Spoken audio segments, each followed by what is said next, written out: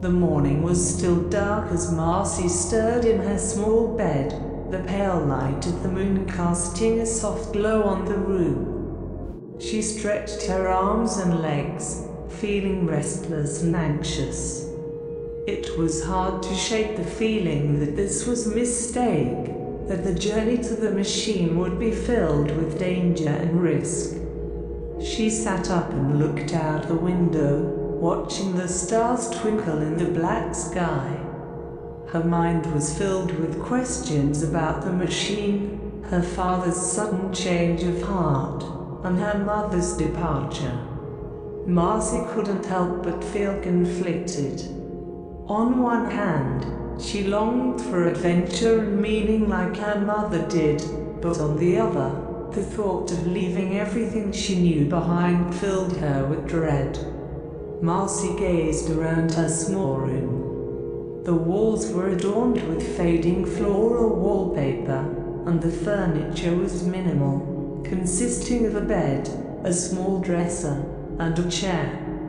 Her eyes then fell upon her small collection of books sitting on the windowsill. Among them was an old leather-bound book with gold lettering on the cover. It was titled The Wandering Star and was written by an author she had never heard of before. The pages were yellowed with age, and the spine was cracked, but it had been a favorite of Marcy's mother's. She had read it to Marcy when she was a child, and Marcy had always been fascinated by the stories of adventure and magic within. As she opened the book and began to read, Marcy found herself transported to a world of wonder and imagination. The story followed a young woman who went on a quest to find the Wandering Star, a mythical object that was said to grant wishes. Marcy couldn't help but think of her own journey with her father to find the machine that could answer their questions. But as she continued to read, Marcy began to notice the similarities between the main character and her mother. The young woman was also on a quest for something more, something beyond the confines of her everyday life. Marcy wondered if her mother had felt the same way, and if that was the reason she had left. The book brought up more questions than answers, but Marcy found solace in losing herself in the story's pages. But then, she was suddenly startled by a loud banging noise. It sounded like it was coming from the front door. Marcy's heart raced as she put the book down and walked to the door. She hesitated for a moment before unlocking it and opening it slightly. To her surprise, there was no one there. She peered out into the darkness, but all she could see were the trees swaying in the wind. Marcy was confused and a bit frightened, but she shrugged it off as her imagination playing tricks on her. Marcy tried to calm her racing heart as she got up and tiptoed to her father's room. She knocked softly on the door, but there was no response. She knocked again, this time a bit louder, but still no answer. Marcy hesitated for a moment before pushing the door open. Her father was sound asleep, his snoring filling the room. Marcy shook him gently, trying not to startle him too much. "Dad, wake up," she whispered. Her father stirred, then sat up groggily, rubbing his eyes. "What is it, Marcy?" "I heard something outside," Marcy said, her voice barely above a whisper. Her father sat up straighter, his eyes widening. "What kind of sound?" "I don't know," Marcy said, feeling a bit foolish now that she was in her father's room. "It could be nothing, but I thought you should know." Her father got out of bed and slipped on his shoes, motioning for Marcy to follow him. "Let's go take a look," he said, his voice low. The two of them made their way outside, Marcy's heart beating rapidly in her chest. As they stepped out into the cool night air, Marcy saw that the moon had disappeared behind a thick layer of clouds, casting the world into darkness. Her father led the way, his hand on the hilt of his sword. They searched the area around the cabin, but found no signs of anything amiss. Marcy felt silly for waking her father up, but she couldn't shake the feeling that something was wrong. "Let's go back inside," her father said, placing a reassuring hand on her shoulder. "It's probably just an animal or the wind. We'll keep watch tonight and make sure everything is secure." As they headed back inside, Marcy couldn't help but feel a sense of unease. She knew that their journey to the machine would be filled with danger and uncertainty, and she was already beginning to feel the weight of it. As the sun began to rise, Marcy and her father set off on their journey. They walked through the quiet streets of the small town and out into the countryside, leaving the familiar behind. The early morning air was cool and fresh, and the fields were covered in a light dew. Marcy's father pointed out different landmarks as they walked, telling her stories about the places they passed. He seemed determined to make this journey a memorable one for both of them. Marcy listened intently, trying to soak in all of the information and memories her father was sharing with her. As they walked, the scenery began to change. The lush greenery of the countryside gave way to sparse vegetation and rocky terrain. The air grew warmer and drier, and the sun beat down on their backs. Marcy's father became more focused and serious as they continued on, his eyes scanning the surrounding area for any signs of danger. They had a long journey ahead of them, and Marcy couldn't help but feel a twinge of fear and uncertainty. She clutched the book tightly to her chest, drawing comfort from its weight and the memories of her mother that it held. Marcy's father noticed the book and asked her about it. They delved into a deep conversation about the author and the themes of the book that Marcy had never considered. She was fascinated by her father's insights and knowledge of the subject matter. As they continued down the road, a stranger approached from the opposite direction. He was a tall, thin man with a thick beard and piercing eyes, dressed in strange and tattered clothes. Marcy's father moved in front of her protectively as the man drew closer. "Good day to you, travelers," the man said with a crooked smile. "Might I ask where you're headed?" "We're on our way to a workshop a few miles from here," Marcy's father replied cautiously. "And what about you, sir?" The man chuckled. "I'm a wanderer, sir. I go where the wind takes me. But I must warn you, there are dangerous creatures in these parts. You would do well to be on your guard." "What kind of creatures?" Marcy's father asked, suddenly interested. The man's eyes narrowed. "All kinds. Some with claws, some with fangs. Best not to take any chances, especially with a young lady in tow." With that, the man tipped his hat and continued on his way.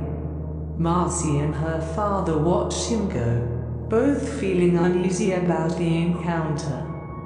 They quickened their pace, eager to reach their destination as soon as possible. They walked for hours, taking breaks to rest and eat. Marcy's father was always the first to start walking again, his long strides pushing them forward. Marcy struggled to keep up with him at times, but she was determined not to fall behind. As the sun began to set, they came upon a small village. The narrow streets were lined with quaint shops and huts, the aroma of baking bread and roasting meat wafting through the air. Marcy and her father made their way through the crowds of people, dodging children playing games and vendors hawking their wares. Marcy's father scanned the faces of the villagers, hoping to spot the strange wanderer they had encountered earlier. "Did you see anything unusual back there?" he asked Marcy. "I don't trust that man." "No, I didn't," Marcy replied, glancing nervously around her. "But it's best we not dwell on it. We should find a place to stay for the night." They soon came across a small inn, its sign creaking in the gentle breeze. Marcy's father led her inside, where they were greeted by the innkeeper, a rotund man with a thick, bushy mustache. "Welcome, travelers. How may I be of service?" the innkeeper boomed, wiping his hands on a dirty apron. "We need a room for the night," Marcy's father said, setting a few coins on the counter. Of course, the innkeeper said, snatching up the coins.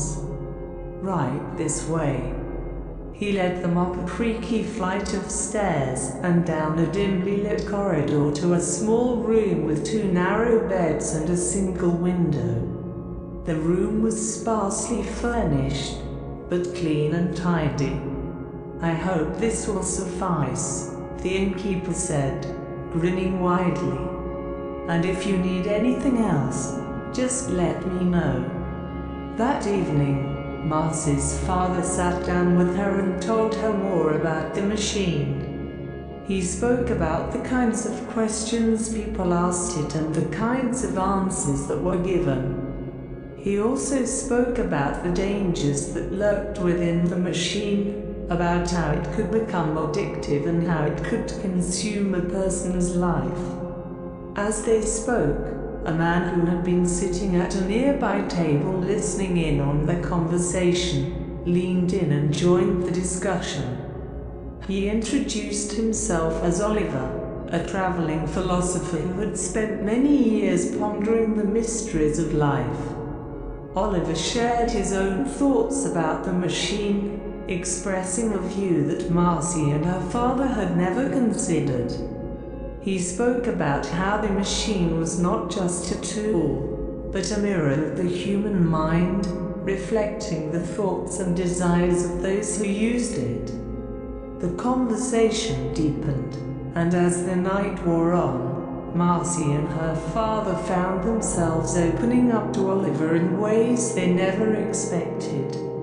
They shared stories of their own struggles and dreams, and Oliver in turn shared his own experiences and wisdom. As the night came to a close, Marcy and her father felt a sense of gratitude towards Oliver for his company and insight. They exchanged contact information and parted ways, promising to keep in touch. As they were finishing their dinner, a rough-looking man stumbled into the inn, reeking of alcohol. He swayed unsteadily on his feet and glared at the other patrons. Marcy's father put a protective arm around her and watched the man warily. The man stumbled over to their table and slurred, "What are you staring at, old man? Mind your own business."